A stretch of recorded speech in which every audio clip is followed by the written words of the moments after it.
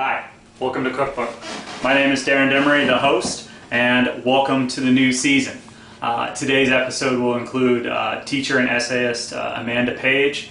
So very excited to talk to her about her writing on different things in education and writing, and to get some of her opinions on Sundress, among other things. Talk to her a little bit about Alabama. She did the MFA program down there, so we can share some Tuscaloosa stories.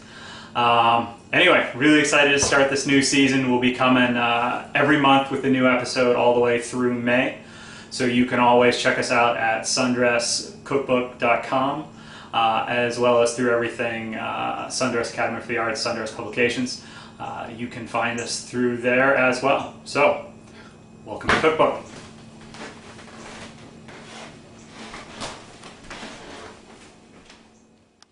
And she is going to teach us how to make peach cobbler today.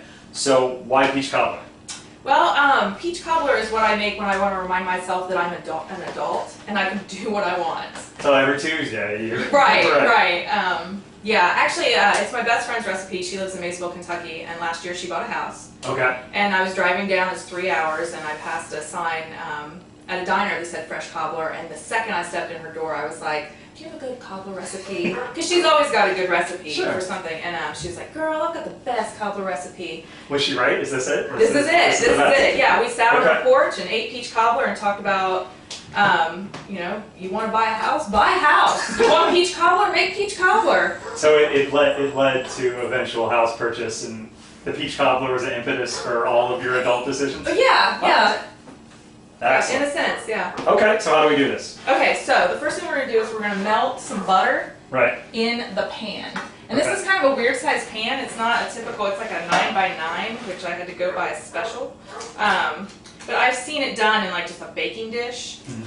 But we're just going to throw the fourth of a cup of butter in there and then preheat the oven to 325. Okay.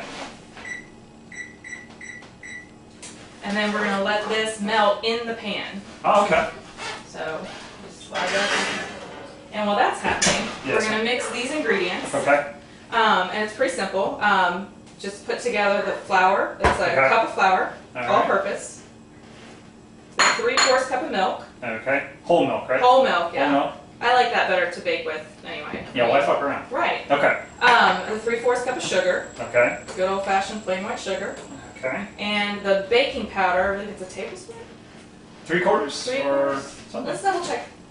Just 2 teaspoons. 2 teaspoons, okay. 2 teaspoons. There it is. And then we're just going to stir that up. Okay. So now, did you ever go back and try the cobbler from the other place? Or once you had your friends, you were sated and you didn't need to? Yeah, well, I mean, it turns out that it's better to make your own cobbler, right? Rather than go out in search of the best cobbler in town, the best cobbler is going to be what you make for yourself. Right. Another lesson. Plus, you get to make it in your pajamas. Yes. Which is the most adult thing of all time. We actually did one of these where T.A. Noonan and I did the whole cookbook in our pajamas. Nice. Which was fantastic. Taught me how to make dessert nachos. I didn't even know that was a thing. I didn't know that was a thing. Alright, so now peaches? Nothing yet. We're going to wait for the butter to melt, which might take a little bit of time here. Fine. And then it's so simple. All we're going to do is we're going to pour the batter in the pan over the melted butter. Sure. Put the peaches on top. Okay. Sprinkle with a little cinnamon, which I've added to the recipe. I wouldn't do for all types of fruit cobbler, but with peaches, it makes sense. Can it go wrong with the fruit cobbler? I wouldn't put it on like blackberry cobbler. Yeah, that wouldn't make any sense. Right. Okay. But peach cobbler, it works. Sure. And then you bake it for an hour. And it's that simple. Okay. The dough will rise over the peaches. Excellent. Mixed together, we've got the butter on the pan, all melted and smelling delicious. So now we just put this on top? Just pour that in. Okay. And you can make this with, I mean, I use peaches, but you can use berries, you can use whatever fruit you really want. So the cobbler recipe doesn't change due to the fruit? No. Alright. So for adulting purposes, it's the simplest recipe you can. Sure. You could be a bottle and a half in on wine, and you could do that. You could still make that, yeah. I gotcha.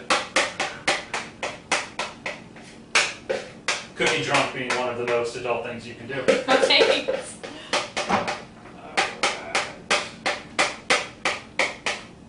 can still see the butter through it. It's fantastic. All right.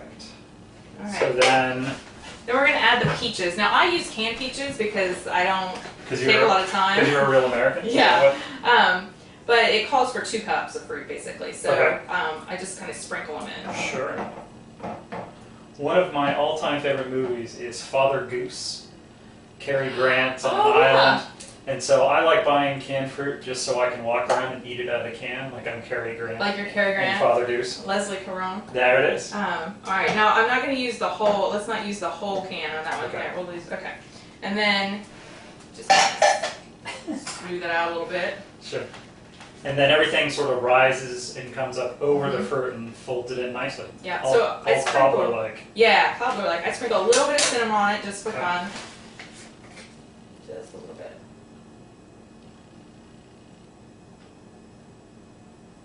Because, you know, cinnamon is healthy. The best.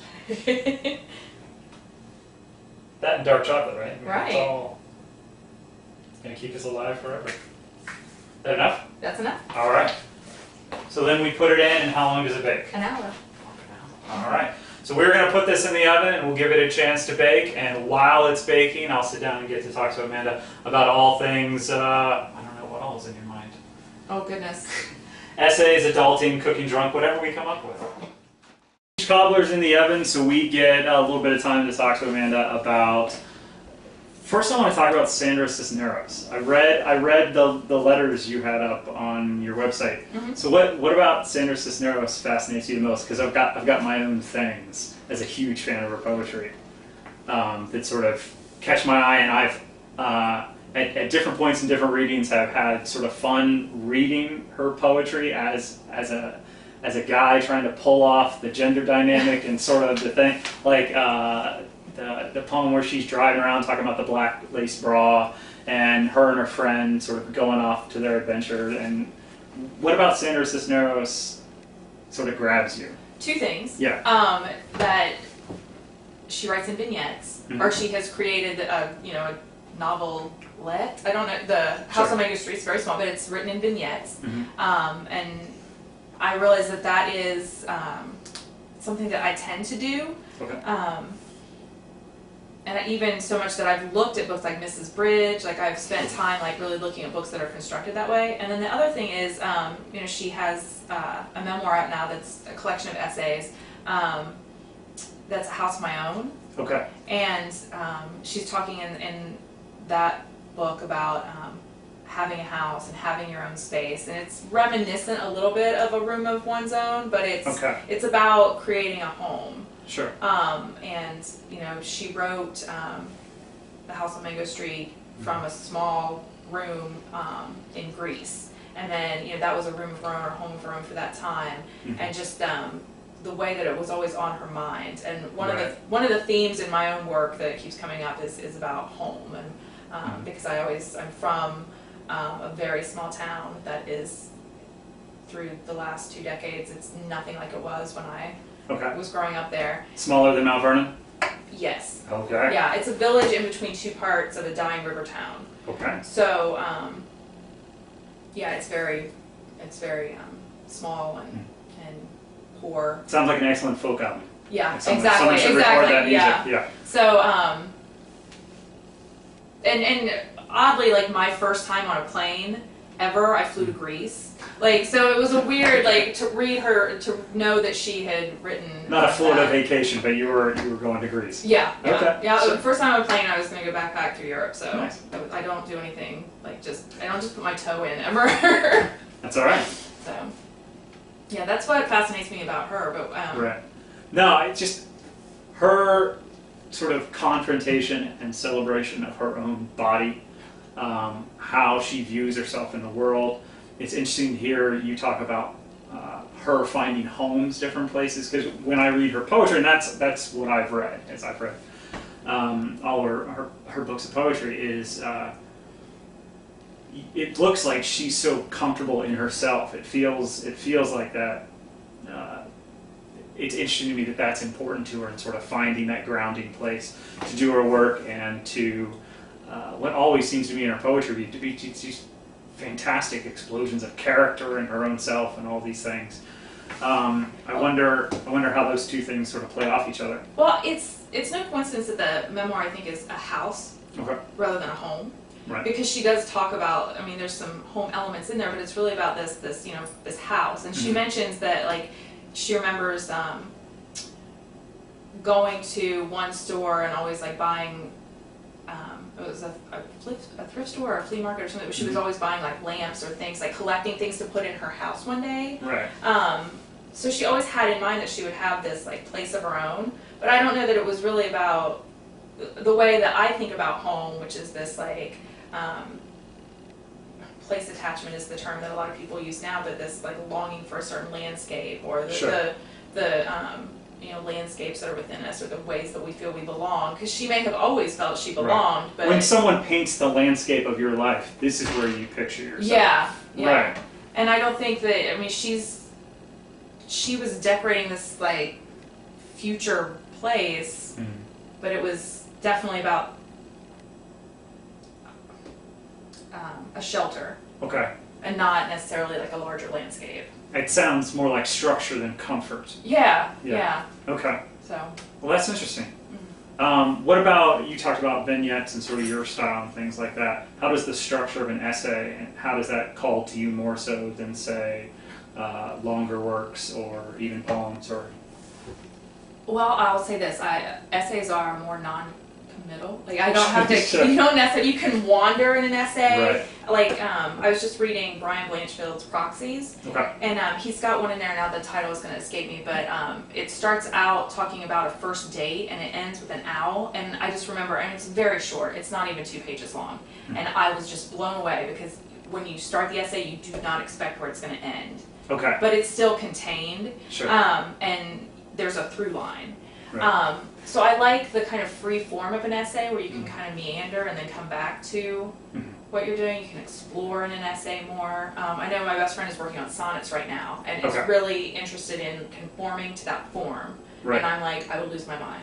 Yeah. So that's a little bit. Yeah. I was just reading Gretchen Rubin's book on habits. Have you heard of Better Than Before? Okay. And she has these 4 tendencies of people with habits, and mine.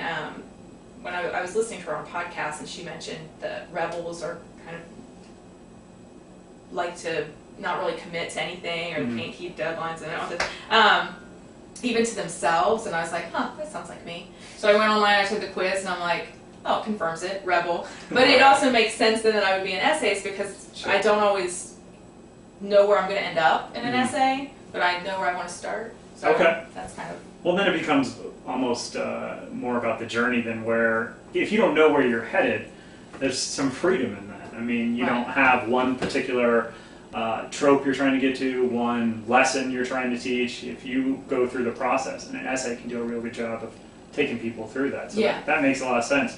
I know I end up finding, I fall in love with writing these short poems and these sequences. And if I've spent the last couple months doing nothing but sort of writing those kind of things, I always force myself to write prose poems and do sort of the block text. I did these unfinished murder ballads. I did this collection about a restaurant in my hometown, this weird Italian restaurant that closed after an Elvis impersonator, the 3rd generation guy, took over to impregnate waitresses and be an Elvis impersonator. Wow. As you do. Yeah. So whenever I find myself sort of falling in love with the same kind of thing over and over again, I'll go, well, this is done. I can't, if I don't stop myself from doing this, I'm just going to do it forever. So I'll purposely do something that's completely different than what I've been doing for the last couple of months, just to mess with it, just to take away we talked about home, to take away that home for a little while, the comfort. Because in my opinion, if you're not trying different things, if you're not trying to write about different things, then the writing itself will become, either you'll become a one-trick pony, or at the very least, the energy will come out of it. Yeah, I can see that. Now, the way that I fight that is, like, I write essays, and I consider myself a nonfiction writer. I do some freelance writing, which I'm going to stop doing so I can focus on being an author and not a writer. Okay. But every night as I fall asleep, I think about this novel that is not on my plate. It's not anything that I'm actively working toward, but it's Is it the characters? Is that you found like you got a little hook into it? Yeah, and I've been doing this for years now, where I think about, and there was a time where I thought I was actively working on it, and I would talk about it with people, but now I'm like, no, this is really, right now, it just needs to exist as a way for me to fall asleep, and it's a way to work a fiction muscle. You tell yourself stories every night. Right. That's so nice. Yeah. All right. That's much better than reading the same books over and over again to my children. But luckily, the oldest can read now, so she reads to everyone. It's fantastic. Oh, that is fantastic. Yeah, that's what I'm saying. When you're working on one of these essays, how do you find that impetus? Like, what do you start with? Like, in those letters that I read on your website, which, by the way, do you want to pitch the website?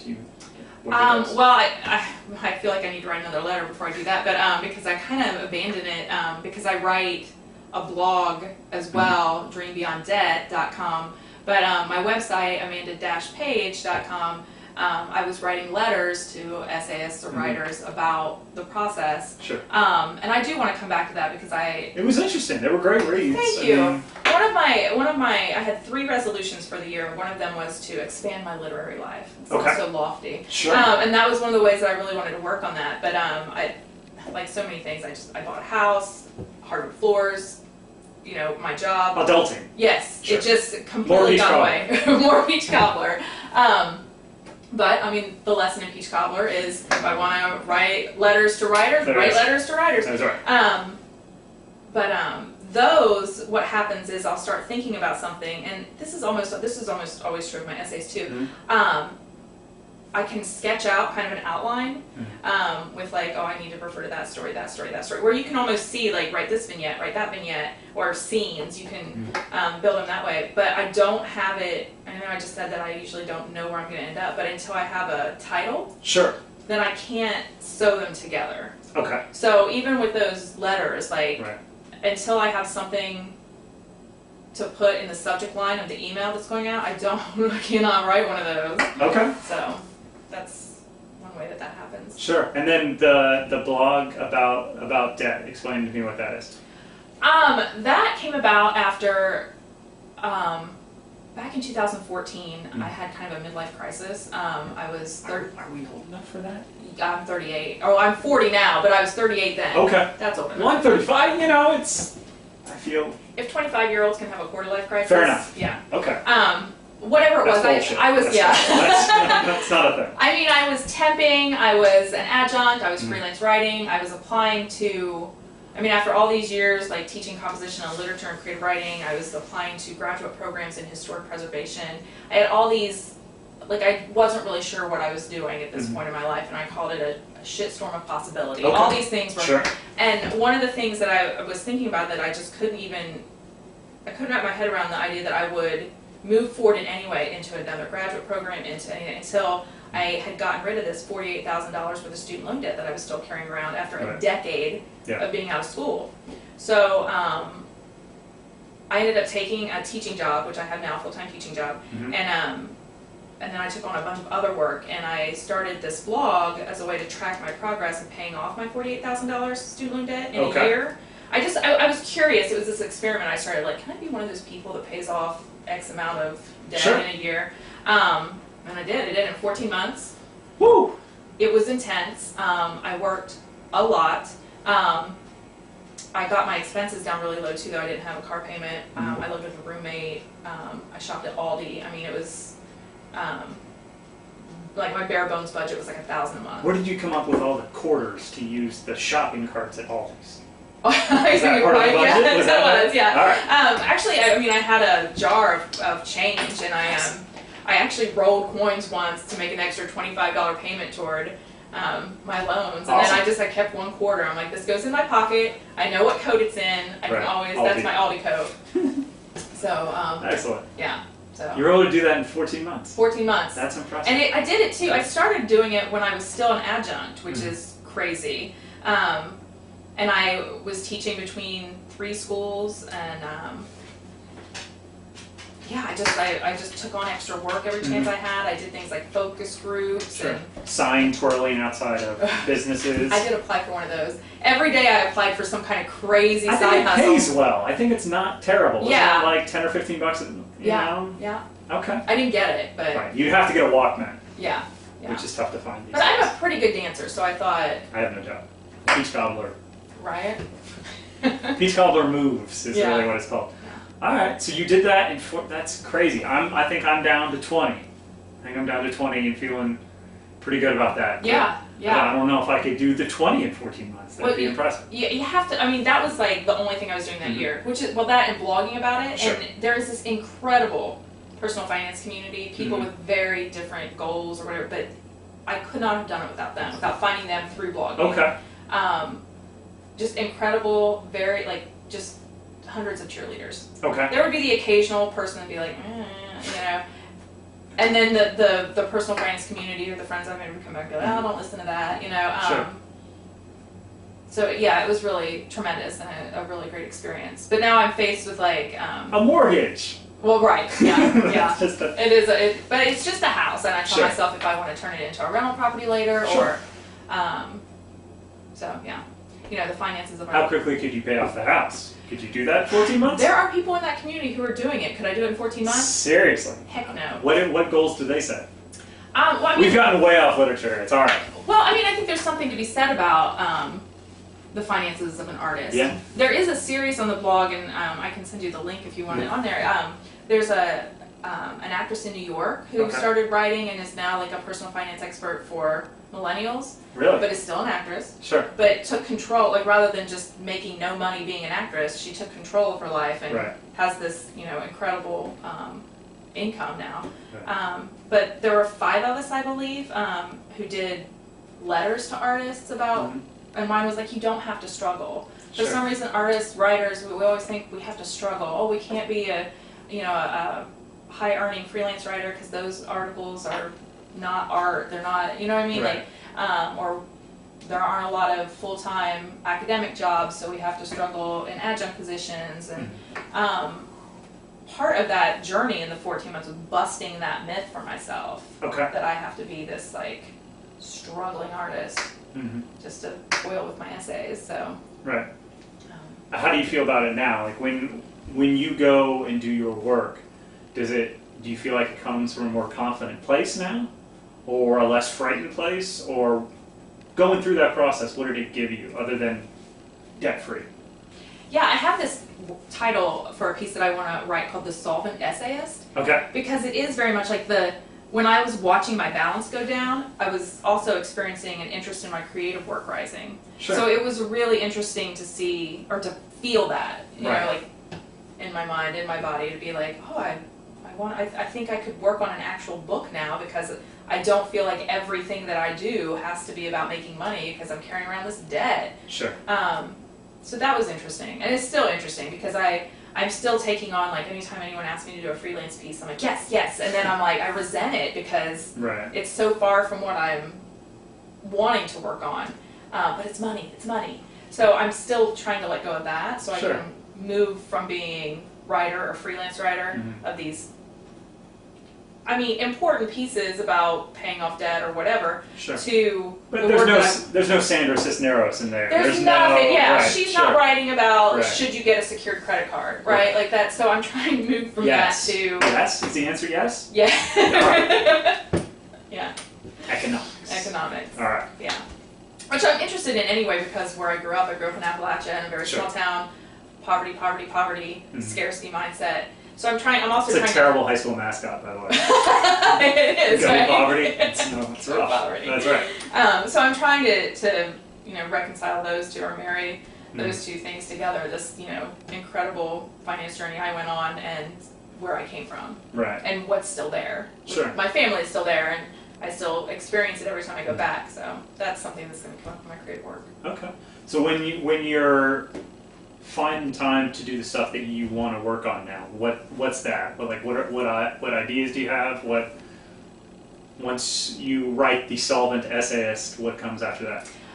Well, I have 2 projects really that are in mind, and the one that I'm actively working on is a collection of essays loosely structured around a road trip that I took.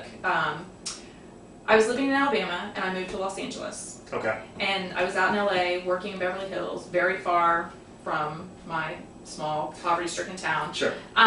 When my best friend, who at that time was just kind of a friend from college. You know, we weren't especially close, but one of my closer friends from college. I hadn't talked to her in several years, but she called and came out to LA to visit, and then she moved into her family's farmhouse. Okay. 200-year-old farm, right on the Ohio River, down, you know, wow. close to where I was from. 100-year-old house at that. Okay. And I was feeling kind of I wasn't really doing anything in Los Angeles. I was working in brand management. Sure. I was part of a writers group that was great, but I didn't feel like I was building much. Okay. And I was getting frustrated, and a friend said to me, well, you didn't sign a contract, you don't have to live there forever. And she invited me to come back and live in the farmhouse. Nice. So I went from Beverly Hills to this 200-year-old farm, sure. 40 minutes from where I grew up, and she flew out to LA, and then we drove back together. And that road trip headed toward home is there. It's loosely based around the stops, but it has so much more than that. Sure.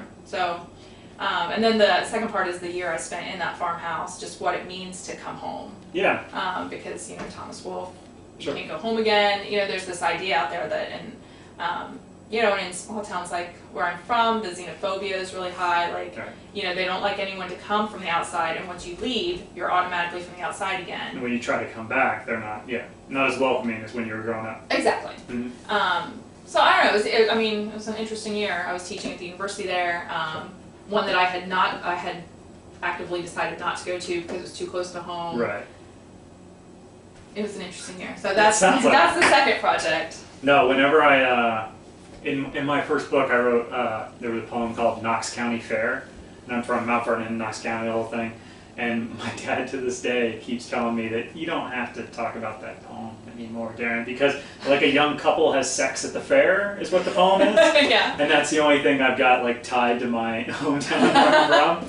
And so he's kind of tucked that one away, and it didn't really get written. And so when I go back and anyone ever asks me about writing or books or anything like that, we don't talk about Knox County. It's about two young people dreaming essentially to get out of town, and they do so, you know, by having sex at a fair, which young couples do. Yeah. Where I'm from, anyway. Yeah. Not where me. I'm from. Yeah. Not me.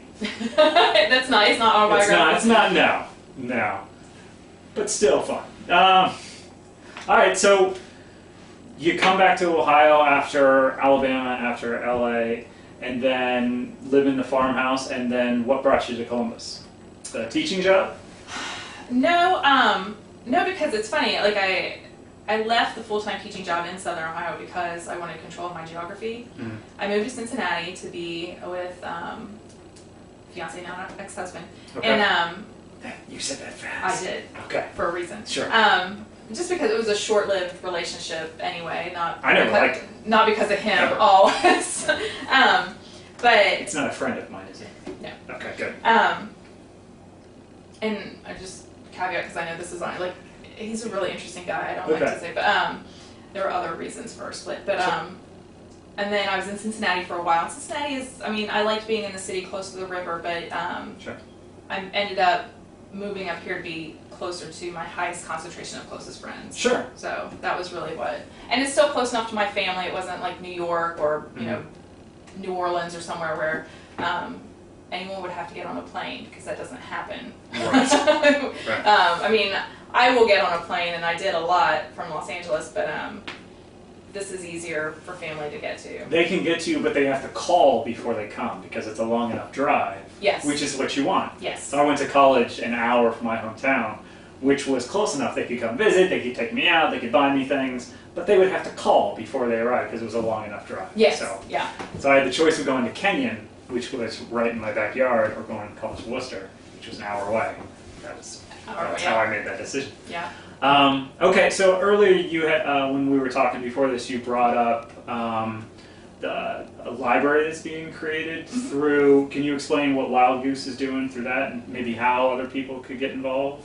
Yeah, absolutely. So Wild Goose Creative here in Columbus is developing what we're calling a flyover library, which was termed by Jill Moorhead, who's on the board. Okay. And it's a library there. They have some bookshelves there at their location on 3rd. Yeah. I always get 3rd and 4th mixed up. On Summit. And on those bookshelves, we're collecting books from Midwestern authors or books about the Midwest that people can come in and check out. But the books themselves, we want the authors to write a little note in about their experience of place and how this book contributes to that. So it makes the book an actual piece of art itself. Sure. And then it'll be loaned out, and people will have the opportunity, to come in, and I mean, you can sit there and read through the library, or you can check out. There will be a card catalog system. But right now, we're just asking for donations from authors. Sure. We're looking to broaden the collection, or if you have books about the Midwest. For instance, we were just talking the other day. Well, what about The Great Gatsby? What about some of the classics? Please, we're looking for donations. So sure. Okay. So you can go through Wild Goose to do that, or you can. I don't think there's anything on the website right now, but that's definitely something that we're working on actively. Right now we've just been reaching out to individual authors, and a lot of them, who various people involved know personally. So well, if any authors want to get in touch with me, you can do so through the Cookbook website, and I can help direct donations if anybody wants to do that, either through me or straight maybe to the brick and mortar building. Yes. Yeah. Okay. And Justin at Wild Goose, who runs Wild Goose, he's a great and I believe his email is justin@wildgoose.org. But one of the things that they want to offer too are opportunities for the people who donate to read, or we're loosely developing a festival where people can come and celebrate that. Do like a Midwest author. Yeah, have books on the table, and an opportunity, because I mean, really, Wild Goose is about promoting those authors as well. So awesome. Well, before we end, I got to get one Tuscaloosa story from you. I lived in Tuscaloosa for a month and a half and had some pretty fantastic times. It was hot enough that summer I lived there that it got me to quit smoking. That's how hot it was. Teas, ribs, and things. Monday through Saturday, great barbecue. On Sunday, it was a church. I think T's still doing things. We talked about Egan's a little bit earlier, which is just either the best or the worst bar, depending on how you look at bars. It was a little bit of a home for all of us that were doing in and around the writing program at that point, but lots of darts games and watching football and lots of yelling, Roll Tide, and painting our faces red and things like that. So tell me one good Tuscaloosa story before I let you go. One good Tuscaloosa story. So many of my stories just took place on Deering Place, where I lived at the time, and it was this street near downtown. It had two brick pillars at the end that had stone plates that said Deering Place. There's a couple large antebellum homes on the street. The trees touched in the middle. And there were two apartment complexes at the end. One for 2 bedrooms, and I lived in the one for 1 bedrooms. And most of my best memories of Tuscaloosa were from that time on Deering Place.